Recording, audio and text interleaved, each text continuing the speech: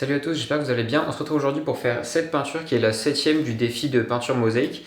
Aujourd'hui, on va faire la main avec un petit morceau du vêtement et puis après, il n'y a rien sur le côté, c'est tout blanc. Et du coup, je trouvais que ça ressemblait un petit peu à un arbre avec un trou à l'intérieur. Donc on va faire ça. En arrière-plan, on va faire une forêt beaucoup dans la brume avec un peu un lever de soleil du matin en hiver avec une ambiance un peu automnale, hivernale, un peu froid comme la météo commence à se rafraîchir en ce moment. On est dans le thème. Donc une forêt assez lointaine avec des tons très clairs avec la brume et le lever du soleil. Et après, on va faire l'arbre en très concentré qui est au premier plan, avec du coup le trou dedans pour faire la forme des doigts. Et puis dedans, on mettra un petit animal pour s'amuser un petit peu. Donc voilà, on voit ça en peinture, c'est parti.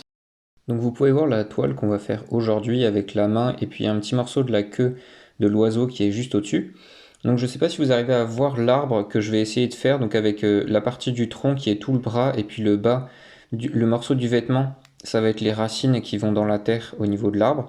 Et après là où les doigts se replient, comme ça va être l'endroit le plus foncé de la toile, mais en fait j'ai décidé de faire un trou à cet endroit-là comme un arbre avec un trou à l'intérieur, un creux, et puis on fera un petit animal dedans. Je ne sais pas si vous arrivez à le voir pour l'instant, mais vous allez voir, ça va devenir plus clair par la suite.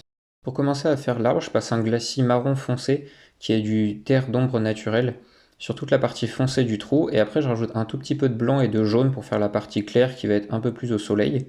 Bon là dans la peinture, le soleil qu'on va faire sur la peinture ne va pas correspondre avec la lumière générale du portrait, mais bon c'est pas grave, on va essayer de faire quelque chose où il y a un peu de lumière ambiante pour que ça soit assez cohérent.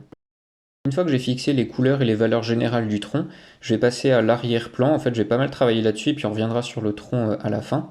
Donc je commence par faire une couleur vert clair sur toute la partie du sol. Donc c'est du vert de vessie mélangé avec un petit peu de marron et un petit peu de blanc pour faire tout le sol en très désaturé avec un brouillard par-dessus. Et ensuite le ciel de l'arrière-plan, je vais faire justement un grand brouillard avec le soleil au milieu. Donc je vais mettre un tout petit peu de bleu de cobalt, du blanc et du marron pour faire la partie claire du ciel avec beaucoup de brume, et puis après je redescends en dégradant vers le bas sur le vert pour faire une transition douce à cause du brouillard. Et ensuite je vais faire un dégradé vers du jaune clair au centre, et ensuite comme j'ai envie de faire le soleil qui vient briller, qui vient taper sur toute la toile, je vais faire des rayons lumineux qui partent du centre, et ça je vais les faire avec un petit mouchoir. En fait ça permet de retrouver le blanc de la toile de derrière, ce qui permet d'avoir la lumière vraiment la plus vive, alors que tout le reste on vient mettre de la peinture. Ici on va retrouver le blanc, et donc ça va vraiment faire jaillir la lumière à cet endroit-là, et c'est comme ça qu'on va vraiment faire notre soleil. On peut voir que grâce à ce soleil en arrière-plan, c'est assez logique que notre main soit très très noire à cet endroit-là, le tronc d'arbre finalement, pour que ce soit en contre-jour, et après sur le côté, plus on s'écarte du soleil, plus il y a de la lumière ambiante qui vient taper dessus, donc plus ça devient clair. Donc finalement avoir une transition très très nette à cet endroit-là qui va fixer le point focal et qui va être la zone la plus sombre de la peinture est assez logique par rapport à la lumière.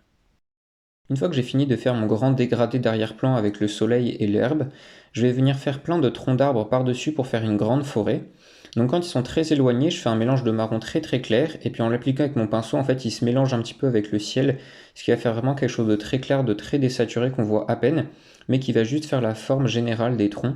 Et plus je me rapproche du spectateur, donc plus je me rapproche du bas de la toile, plus je rajoute du marron dans mon mélange, et je fais attention à ce qu'il se mélange moins avec le ciel, pour qu'on ait quelque chose de plus franc par rapport au fond. Pour faire tous ces troncs d'arbres, c'est assez subtil de trouver la bonne perspective atmosphérique, parce qu'ici, comme il y a beaucoup de brouillard, la perspective va être très forte parce qu'il y a beaucoup de particules dans l'air. Donc en s'éloignant d'une dizaine de mètres, on va voir quelque chose de très fort, alors que quand il fait beau, on peut voir des montagnes très lointaines avec moins de perspective.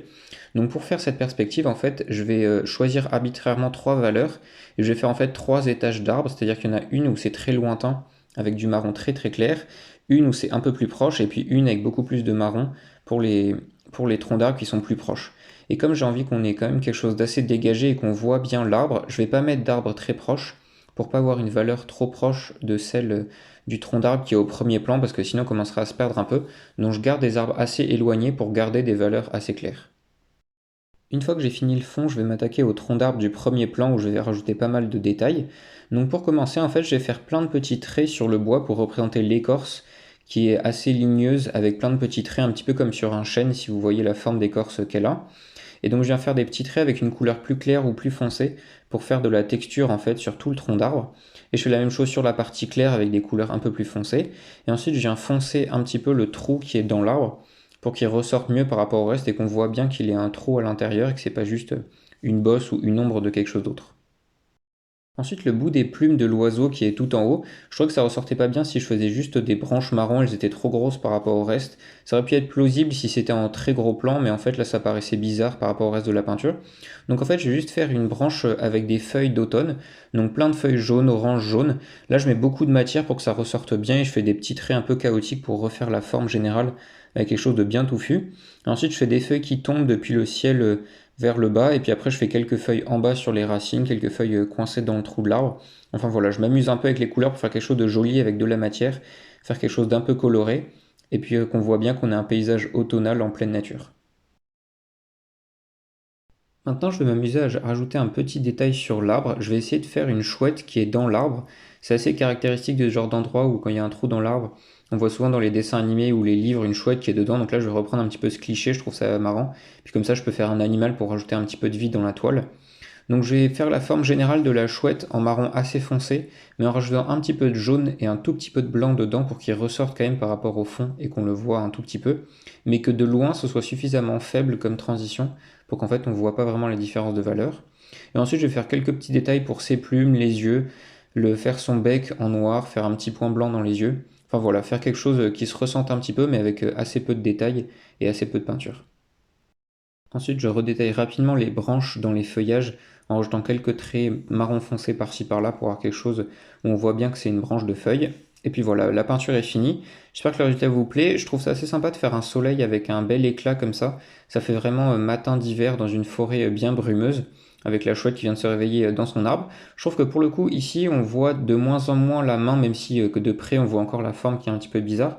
Mais on voit vraiment l'arbre avec la forêt derrière, donc je trouve que c'est un paysage plutôt réussi. C'est pas forcément évident à le faire, mais on essaiera de le faire vraiment dans cet ordre-là pour la suite, et puis ce sera plus simple parce qu'il n'y aura pas d'éléments caractéristiques comme un œil ou la bouche comme on a pu avoir dans les autres fois.